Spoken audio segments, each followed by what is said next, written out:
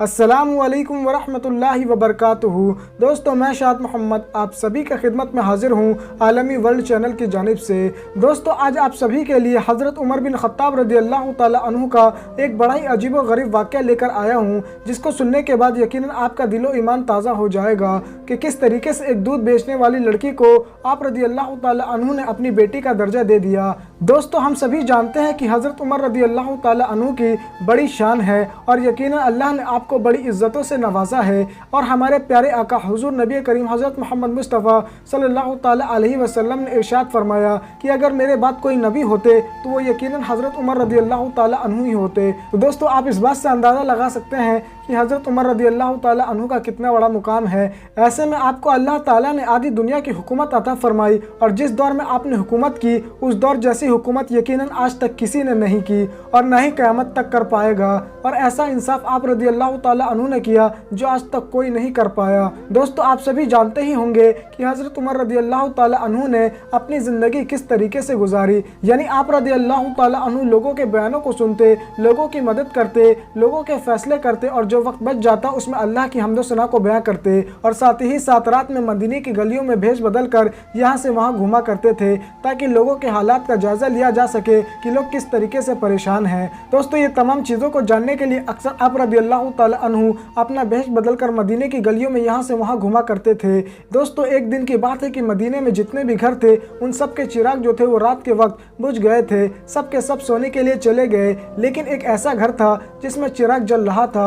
यह देखकर आप रज़ियल्लाहु ताला अन्हु उस घर की तरफ बढ़े। ऐसे में जब आपने उस घर से आवाज़ आती हुई सुनी तो यकीनन आप हैरान रह गए। उस घर से एक माँ और बेटी की आवाज़ आ रही थी। ऐसे में माँ जो थी वो अपनी बेटी को डांट रही थी और ये कह रही थी कि तुम्हारी वजह से हमें बहुत ज़्यादा नुकसान उठाना पड़ रहा है। अगर तुम दूध में पानी मिलाओगी तो इससे हमें ज़्यादा फ़ायदा होगा। जब मैं दूध में पानी मिलाया करती थी तो ऐसे वक्त में हमें बड़ा मुनाफा होता था। ये बात सुनने के बाद बेटी जो थी वो ये बात कहने लगी कि माँ, आपने उस वक्त मजहब इस्लाम को कबूल नहीं किया था।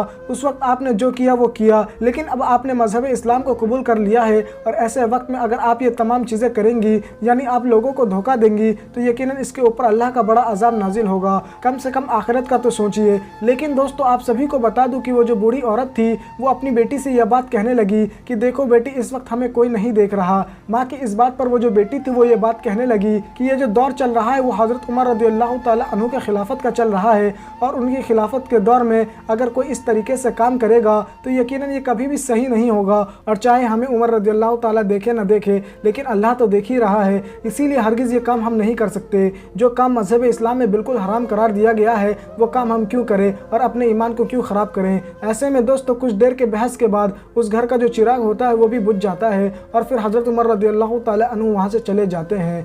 दोस्तों, अगली सुबह हज़रत उमर रज़ियल्लाहु ताला अन्हु उस लड़की का इम्तिहान लेने के लिए कि क्या सच में ये दूध में मिलावट करती है या नहीं करती, इसके लिए आपने एक शख्स को भेजा ताकि वो उस लड़की के घर से दूध खरीद कर ला सके। दोस्तों, ऐसे में वो शख्स दूध लेकर आया तो आपने उस दूध को चेक किया तो ऐसे वक्त में उन्होंने देखा कि इस दूध में कुछ भी मिलावट नहीं है, यानी ये पूरे तरीके से मुकम्मल तौर पर सही दूध है। ऐसे में आप उस लड़की की ईमानदारी को देखकर बहुत ज़्यादा खुश हुए और फ़ौरन ही माँ बेटी को अपने दरबार में बुलवाया।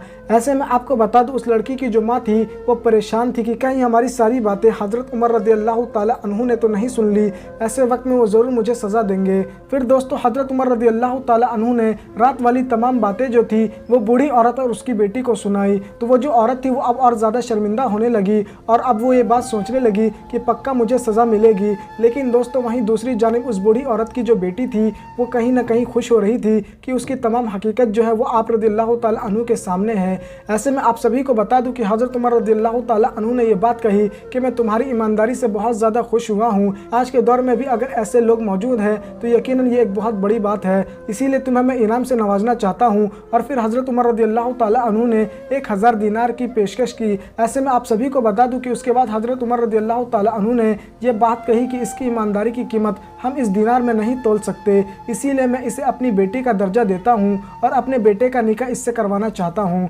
दोस्तों, आप सभी को बता दूं कि उस वक्त तक हज़रत उमर रज़ियल्लाहु ताला अन्हु के 2 बेटों की शादी हो गई थी और फिर आपने तीसरे बेटे की शादी जो थी वो उसी लड़की से करवा दी। तो दोस्तों, जो ईमानदारी से काम करता है और इसी तरीके से अल्लाह की रज़ा हासिल करता है तो यकीनन उसको बड़ा इनाम दिया जाता है। उस दूध वाली ने यह कभी नहीं सोचा होगा कि उसका निकाह हज़रत उमर रज़ियल्लाहु ताला अन्हु के बेटों से हो सकता है, लेकिन दोस्तों, जो अल्लाह की रज़ा हासिल करने के लिए हर बुरे काम से बचता है तो यकीन उसको ऐसा ही इनाम दिया जाता है। लेकिन दोस्तों आज के हालात हम जानते हैं कि किस तरीके से मुसलमान हर बुरे काम की तरफ बढ़ते जा रहे हैं और इसी वजह से उनके ऊपर आफतें आ रही हैं। अगर दुनिया भर की हम बात करें तो दुनिया भर में मुसलमान इस वक्त परेशान हैं और इस परेशानी की वजह यही है कि आज मुसलमान झूठ बोलता है, हर बुरे काम की तरफ जल्दी मुतवज्जह हो जाता है और ये तमाम चीज़ें करने के बाद भी उसे गलती का एहसास नहीं होता और साथ ही साथ उसके दिल से अल्लाह का खौफ निकलता जा रहा है कि जिसकी वजह से मुसलमान जो है वो परेशानी के आलम में आया हुआ है। दोस्तों ये तमाम वजह हैं जिसकी वजह से आज हम परेशान हैं, इसीलिए हमें अच्छे अमाल करने चाहिए